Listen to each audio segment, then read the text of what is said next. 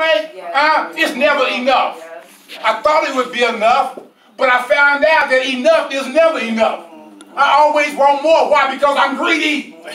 And then you know what? I'll do anything to get some more. I don't really need it. I don't really need to rip you off, Ron. But I'm greedy and I want more. Because I thought I had enough, but I saw that stuff you had. And now I don't have enough because of what you have. Now I got to rip you off to get some of what you got because my enough is not enough.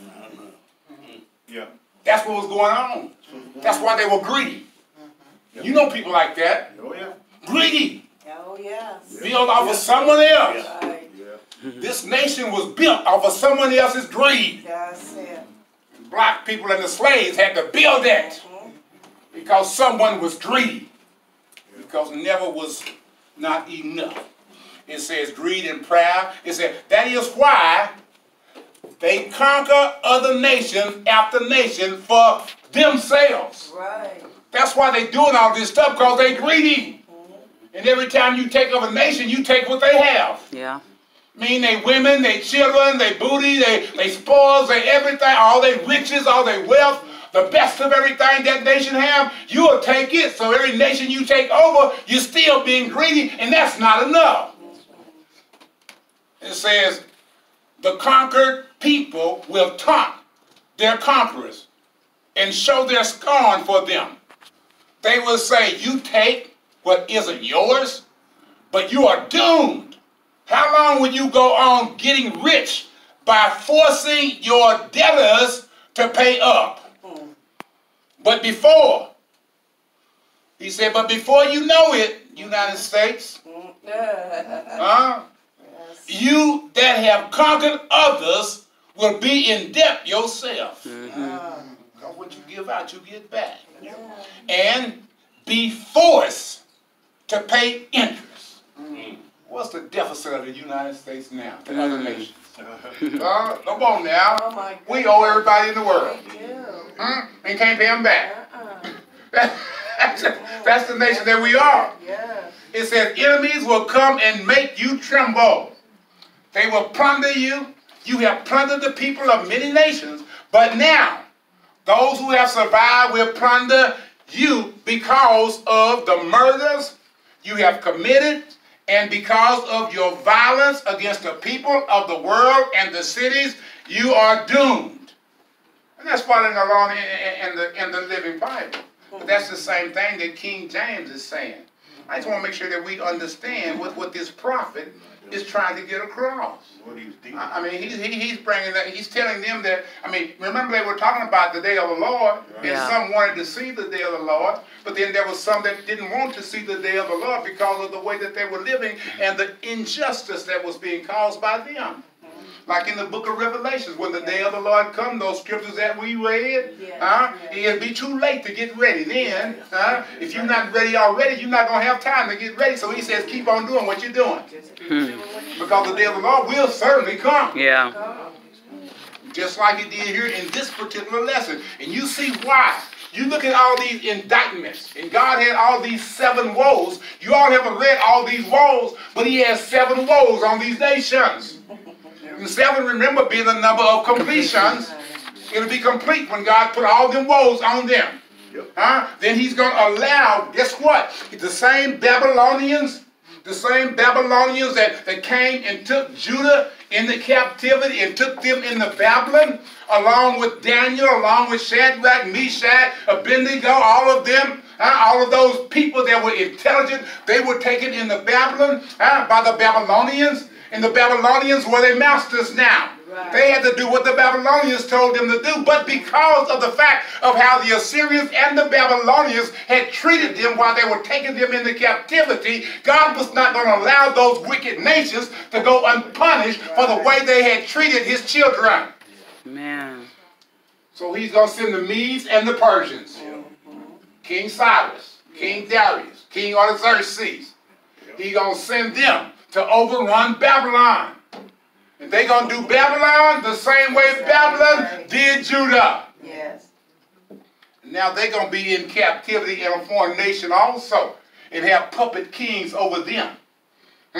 But that's the way God is. God's providential care. He knows what goes on down there. He knows who's being mistreated. He knows the injustice in this nation, in this world, in your family, on your job, wherever you are. God knows the injustice, and a lot of people can't wait for God to bring justice and vindicate them, so they quit their jobs. They do all kinds of stuff to try to get back and rebel, but it don't do any good. Right.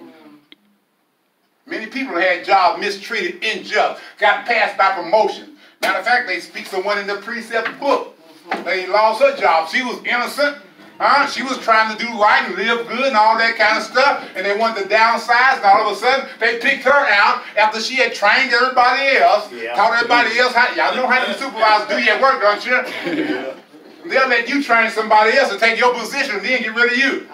Yep. You'll be like, man, I've been here 28 years. I done worked overtime. I didn't go to Christmas with my family because of the job. I done put off all kinds of stuff. Yeah. And all of a sudden they downside. I've been faithful and loyal. Now they won't get rid of me now.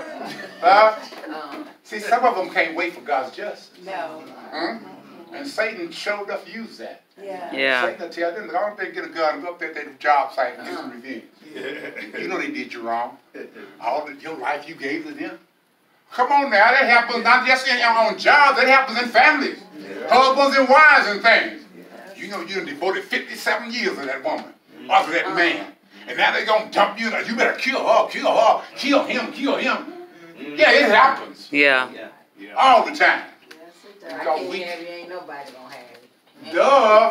And that's true. Because we don't allow God to do what he's supposed to do. We think he's slack. Think he don't know what's going on. But he knows what's going on. Yeah. Because of who you believe, you ain't got to believe it. I mean, he always going to know what's going on, whether you believe it or not. And he's always going to work in his time, whether you believe it or not. Let's go ahead and read the lesson from the book. Everybody got 15?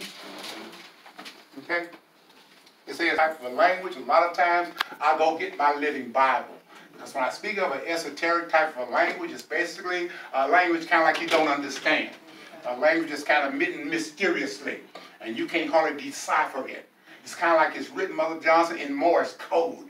You have to break the code before you can understand what it's saying.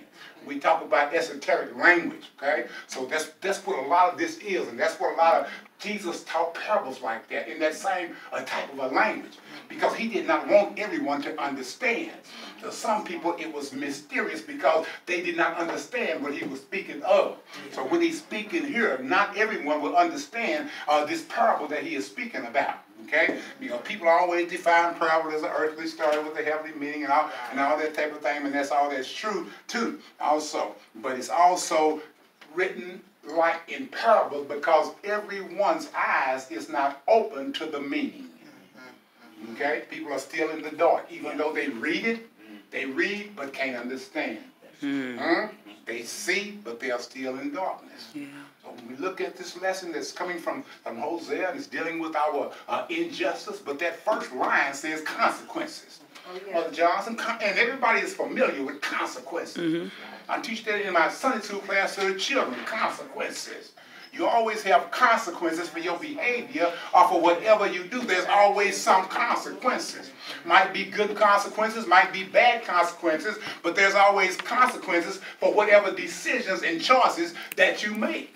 If you make a bad choice and you have some bad consequences, that's going to come back to haunt you. But if you make a good choice and have good consequences, you can look back and say, I'm glad I made that choice. But there's always going to be consequences for the choices that we made. And the choices that Israel and Judah made and were making had consequences. They were building everything they had on other people's misfortunes, on other people's lives. They were taking other people's property. They were doing everything on people that were poor, people that were less fortunate, people that couldn't defend themselves, kind of like even today. Yeah. Go down to the courthouse with a charge against you, don't have any money, can't defend yourself, you're going to end up in jail, even if you are innocent. Yes. Because they got it set up so you have to have some money, and everybody wants some of the money that you got. Yeah. Yeah, go down there. I mean, the judge getting paid. He going to say, well, don't come see me. You got to go get me one of my attorneys. Yeah. Because my attorney's got to have some money too. Yeah. And then you're going to have to pay something for this court cost because we got to have some money to take care of the courts down here. You come out a loser. Just by going down there because there's no justice in our judicial system. Not for grown folk, not for kids, even at school. There's no justice even at school for our children. Some schools, they have computers, all modern technology, all this stuff. Some schools don't have anything but some books. No justice.